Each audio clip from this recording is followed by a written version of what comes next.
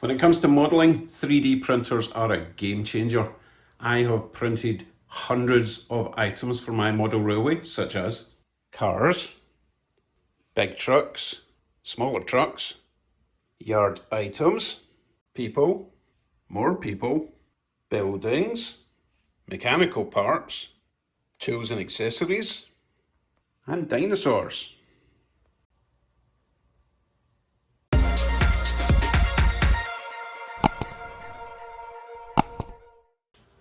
Hello YouTubes. A couple of months ago, just after we got into this hobby, my wife decided we needed a 3D printer in our lives. So she splashed out and got a resin printer. Perfect for doing things like this tiny little moose. Not so good for printing bigger items like this. So, about 2 weeks ago, she invested more of her hard-earned cash in a filament printer. As I say, it's absolutely brilliant for bigger scale items and structural items like this.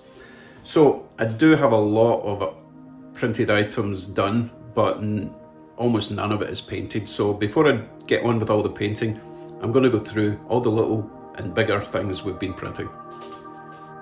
Let's begin with some resin prints.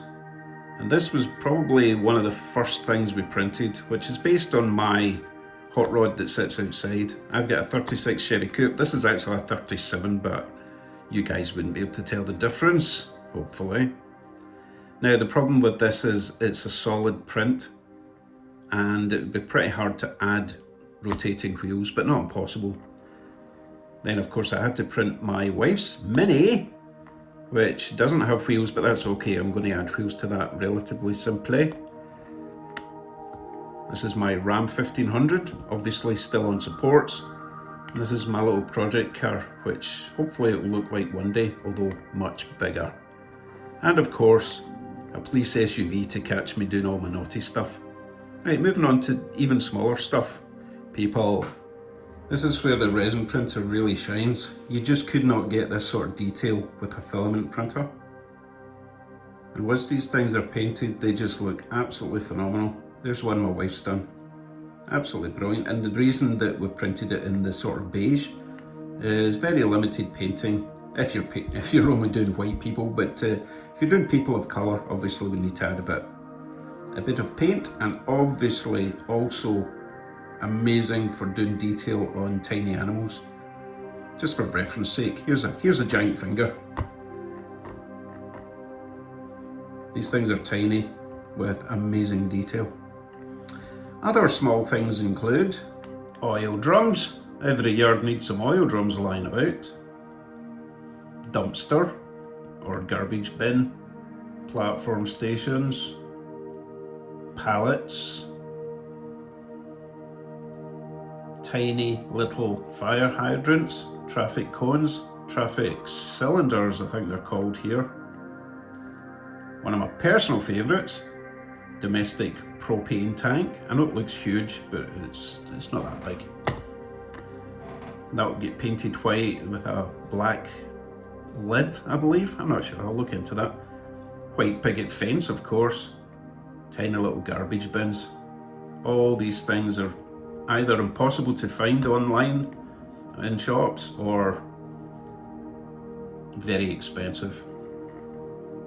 Now, we did print a couple of buildings with the resin printer, but it was very limited to size and you have to print everything in panels. This is a little petrol station my wife printed out. It actually turned out pretty good, but that's as big as you can go. And as I say, every section you see here, this wall, the ceiling, everything was built or printed in one section. It took a long time. And I have printed out a little toilet block, which obviously needs some paint. So let's move on to the filament printer and you can see the difference in what you can actually print with that thing. On the left is a Walther's Ranch House kit, and on the right is a little garage, a little double garage we printed out to match. My wife has obviously painted it. The great thing about this, which I don't think I could get away with in a resin print, is it's got an opening garage door, which I will be motorising at some point in the future. But that turned out really nice, really happy with that. And I think that was the first building I actually printed. Then I moved on to this, which you print in all these different sections. There's more sections on the bench. So that's your foundation, so you can get basement windows, your walls, your roof,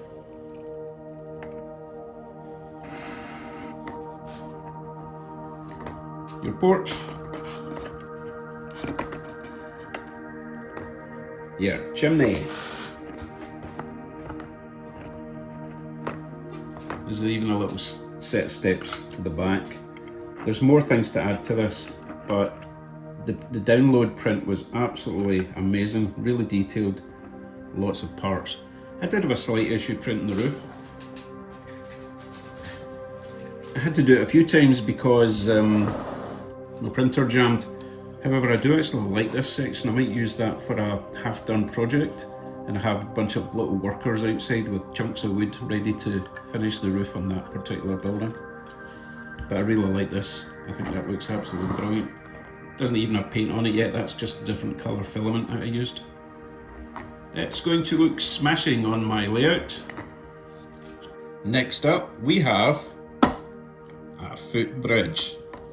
This whole thing was printed in one section. No gluing was required. Now, it was actually meant to be an N scale, double width footbridge to go over 2 tracks, but I only needed it to go over 1, so I had to manipulate the image a little bit. And what I might even do is cut out that section there and then close those 2 sections together. But it's really good. I mean, once you get some paint on it, there is actually some fine detail that you can't quite see in the white, and it's solid. That's a great thing about the Filament. It is much more rigid and more durable than the Resin Prints. I don't know what colour I'm going to do that. Might have to do a tiny bit of graffiti up there. We'll see. And finally, on the structures, I've just finished printing this. This is going to be my railway station slash museum that I mentioned in a previous video. It will be a combination of a tourist attraction, railway station for out of town locomotives and passenger trains for people to come and have a ride and see what the rest of the world looks like in the railway world. Again, this has been printed in two different colours of filament. I basically stopped the print at this point and then changed the filament to black, just for an experiment, to be honest, but I actually quite like the effect. So I haven't quite decided on paint yet, and obviously signage can go along the top there, maybe up there. And this will be the back of the building. I'm really happy with that. Did have a bit of a spaghetti nightmare halfway through the print, but I managed to retrieve it. Couldn't be happier. It took a bit of a while though. I think this took maybe 14 hours to print. Still, can't buy it anywhere. So that's an example of the miniature stuff that you can make with the printers, but there's more.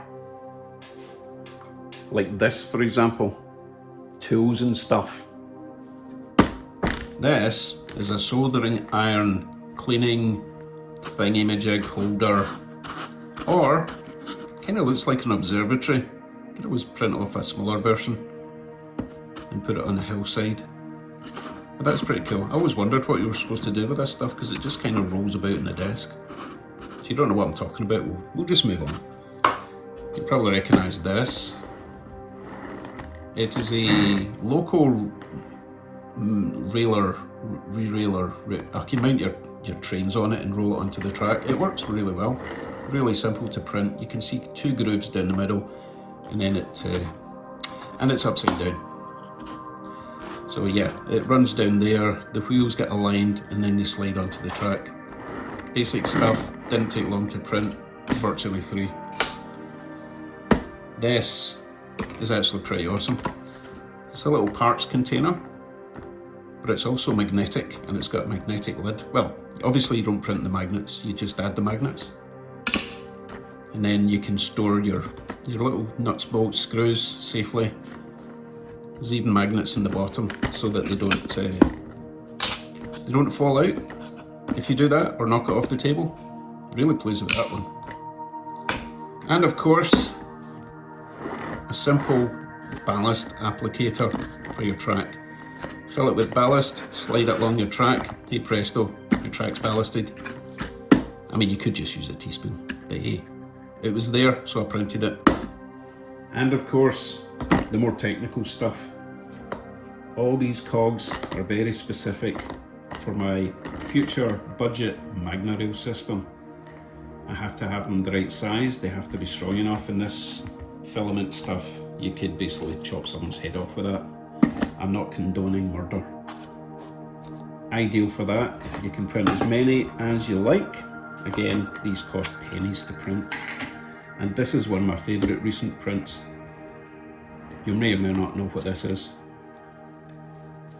And if you don't, well, this is a micro servo motor mount, which is going to be installed underneath my switches, points, turnouts. There's going to be a little rod coming up here, and that's going to change the points position. The motor will be underneath. It's kind of like a small version of one of those tortoise motor switch things that everyone buys. But you know me, I'm doing it on the cheap. Pennies to print that. I'll be printing about 20 of these things. Fantastic. So that gives you an idea of the capabilities of the 3D printers, both the resin and the filament. They both do different things. They both cost roughly the same. And as far as we're concerned, they both paid for themselves already. If you get any questions about them, leave a comment. I can't answer them all because I'm no expert, but can certainly answer some of the problems that we've experienced with both the printers. Not major problems, just a learning curve. So I hope you found that useful and interesting. But wait, what about the dinosaurs? You'll need to wait for a future episode to find out what that's all about. They will be used, or at least one of them will be used on this layout, and it will make sense. Take care. See you soon. Bye for now.